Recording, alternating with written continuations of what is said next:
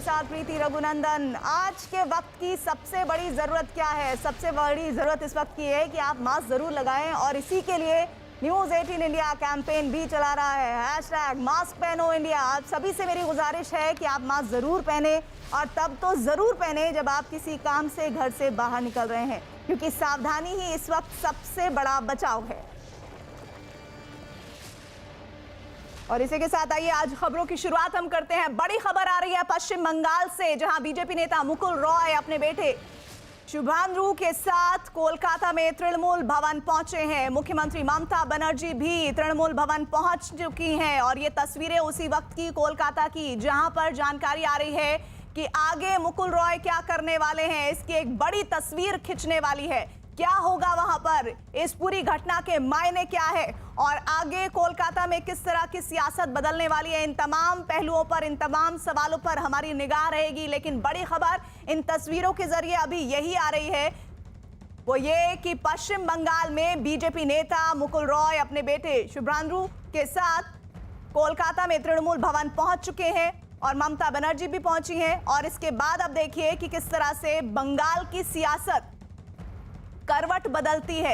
हालांकि अब मुकुल रॉय को लेकर अलग अलग तरह के बयान भी आ गए हैं, वो बयान भी आप तक हम पहुंचाएंगे। लेकिन उससे पहले मुकुल रॉय अब आगे क्या करने वाले हैं, टीएमसी उनके लिए क्या सोच रही है, बीजेपी ऐसी स्थितियों में अब क्या करेगी, इन तमाम सवालों पर न्यूज़ 18 इंडिया की निगाह रहेगी। और सबसे बड़ी बात यह है कि ये जो भवन पहुंचने की जानकारी आ रही है, इसके मायने क्या है। तो बीजेपी के मुकुल रॉय अपने बेटे के साथ कोलकाता में तृणमूल भवन पहुंचे हैं। मुख्यमंत्री ममता बनर्जी भी तृणमूल भवन पहुंच चुकी हैं और तृणमूल भवन में किस तरह की सियासत बदलने वाली है पश्चिम बंगाल की, उसकी एक बड़ी पिक्चर आपके सामने जल्द सामने आएगी और उसी पर हमारी निगाहें टिकी हुई हैं। इस मुलाकात के मायने क्या है? मुकुल रॉय एक समय में ममता बनर्जी के बेहद करीबी माने जाते थे और जिन हालात में, जिन सियासी बदलते घटनाक्रम में वो पहुंचे थे, बीजेपी से जुड़े थे, उसके बाद से ही लगातार बीजेपी में मुकुल रॉय को लेकर उनकी मजबूती की दावे किए जाते रहे हैं। लेकिन अब एक बार फिर से खबर कि तृणमूल भवन पहुंचे हैं मुकुल रॉय अपने बेटे के साथ। आशिका सिंह कोलकाता से लाइव हमारे साथ जुड़ रही हैं। आशिका, मुकुल रॉय की ममता बनर्जी से मुलाकात के क्या मायने हैं, इस पर मैं आपसे बात करूं, लेकिन उससे पहले विक्रांत, यही सवाल मेरा आपसे भी।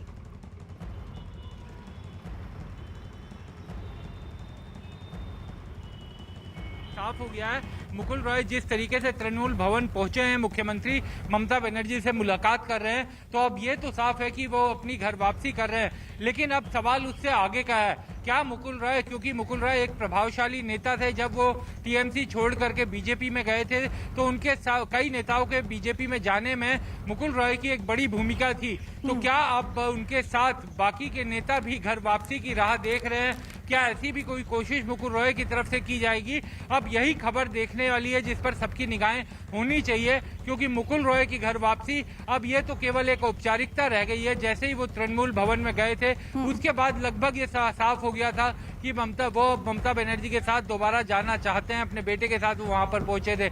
ममता बनर्जी को जो प्रेस कॉन्फ्रेंस 3:30 बजे करनी थी वो 4:30 बजे अब होगी, तो उसमें साफ होगा कि क्या मुकुल रॉय का आगे का क्या स्टेटस रहेगा पार्टी में, क्या उनका पद रहेगा, किस तरीके से वो काम करेंगे और उनको किस तरीके से वापसी करवाई गई है, क्या उनके साथ कुछ और नेता भी आएंगे, ये इस चीज पर अब सबको निगाह रखनी पड़ेगी। जी, और इसी के साथ ही आशिका, आपसे मेरा सवाल ये कि क्या इस मुलाकात के मायने हैं?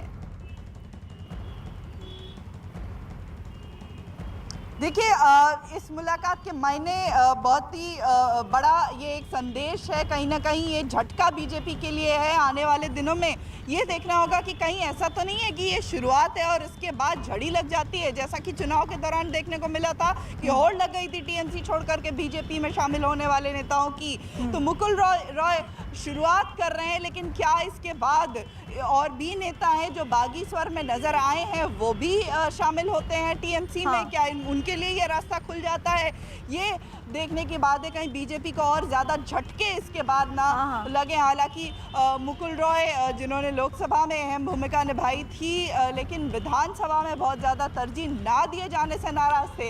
हालांकि चुनाव भी लड़े थे मुकुल रॉय, लेकिन उनका मन नहीं था चुनाव लड़ने करने का बार बार मना करने के बावजूद पार्टी ने उनसे कहा था कि चुनाव वो ज़रूर लड़ें। उनके बेटे शुभ्रांशु भी लड़े थे। शुभ्रांशु हालांकि उनको हार का सामना करना पड़ा था। वो भी आज मुकुल रॉय के साथ टीएमसी का रुख कर रहे हैं। नाराज़गी दोनों ने जताई है टीएमसी बीजेपी को लेकर के। और इसके पहले कुछ दिन पहले देखने को मिला कि जब मुकुल रॉय की पत्नी बीमार थी तो उनको देखने के लिए अभिषेक बैनर्जी पहले पहुंच गए थे। और साथ ही विक्रांत, जरा ये हमें बताइए कि मुलाकात पर कोई प्रतिक्रिया अभी पॉलिटिकली तौर पर सामने आई है? देखिए, पश्चिम बंगाल के जो बीजेपी के नेता हैं उनकी तरफ से जरूर अभी छिटपिट आ रही है, लेकिन बीजेपी के जो केंद्रीय नेता है या दिल्ली के जो नेता है अभी इस पर नहीं बोल रहे हैं। उनका कहना है कि अभी इस मामले में एक बार क्लियर चीजें होनी चाहिए। अभी कोई, क्योंकि मुकुल रॉय का ऐसा बयान नहीं आया कि उन्होंने पार्टी छोड़ दी है, एक बार आधिकारिक रूप से आए उसके बाद बयान भी दिया जाएगा। लेकिन निश्चित तौर पर बंगाल से जरूर इसकी प्रतिक्रिया आएगी। और बीजेपी के लिए जैसा इस मामले में साफ दिखाई दे रहा है कि जिस तरीके से आशिका भी बता रही थी कि बीजेपी के लिए एक झटका जरूर है, क्योंकि विधानसभा चुनाव से पहले बीजेपी ने बहुत ही आक्रामक तरीके से अपना चुनाव प्रचार किया था और एक सरकार बनाने के लिए वो चुनाव लड़ रही थी। हालांकि वैसा उसे नतीजा नहीं मिला। और जो अब अगर जो नेता टीएमसी छोड़ करके बीजेपी में आए थे वो अगर वापसी करने लगे तो बीजेपी के लिए एक बड़े नुकसान होगा। और मुकुल रॉय क्योंकि बड़े कद के नेता थे, पूर्व केंद्रीय मंत्री रहे हैं, ममता बनर्जी के पार्टी में दूसरे नंबर के नेता हुआ करते थे, उनको साथ अगर वो अब दोबारा छोड़ करके 4 साल के भीतर वापस टीएमसी में जा रहे हैं तो बीजेपी के लिए ये थोड़ी मुश्किल जरूर है। जी, लेकिन साथ ही आशिका, बंगाल की राजनीति में इस वक्त इस घटना के मद्देनजर किस तरह की हलचलें हैं? देखिए, बड़ा नाम है मुकुल रॉय, बड़ा चेहरा है, ममता बनर्जी के बिल्कुल करीबी नेता रहे। जब टीएमसी में थे, स्ट्रैटेजिस्ट हैं, बीजेपी में गए तो उनके पीछे बहुत से नेता टीएमसी छोड़ करके बीजेपी में गए, तो उनका जाना ये बड़ी बात है, बड़ी हलचल होगी इसके बाद। हालांकि आज जो खबर अभी तक मिल रही है कि सिर्फ मुकुल और शुभ्रांशु ही टीएमसी ज्वाइन करेंगे, लेकिन इसके आगे जो है सुगबुगाहट है। कई नेता जो बागी स्वर में नजर आ भी चुके हैं, जो टीएमसी से हाल ही में बीजेपी में शामिल हुए थे, वो क्या हलचल होती है वो भी चाहते हैं। इसके बाद ये अहम बात होगी। जी, और साथ ही विक्रांत, इस मुलाकात को लेकर किस तरह की जानकारी आ रही है? क्योंकि बंगाल में जो कुछ होता है उसकी गूंज जो है वो दिल्ली तक जरूर सुनाई पड़ती है। देखिए, जब से बंगाल का चुनाव होने से पहले से ही लगातार वहां पर एक बड़ा तनाव हो गया था दोनों ही पार्टियों के बीच, बीजेपी और टीएमसी दोनों के बीच, और दोनों ही पार्टियों ने बहुत ही आक्रामक तरीके से चुनाव भी लड़ा। और उसके बाद भी चुनाव नतीजे आने के बाद टीएमसी को एक बड़ी जीत मिली, लेकिन दोनों पार्टियों के बीच का जो तनाव था वो लगातार बना रहा, वो उसमें जरा भी कमी नहीं आई। आमतौर पर यह देखा जाता है कि चुनावी नतीजों के बाद जो तनाव होता है, राजनीतिक तनाव, वो खत्म हो जाता है और नई सरकार अपना काम करना शुरू कर देती है। लेकिन बंगाल में ऐसा नहीं देखने को मिला।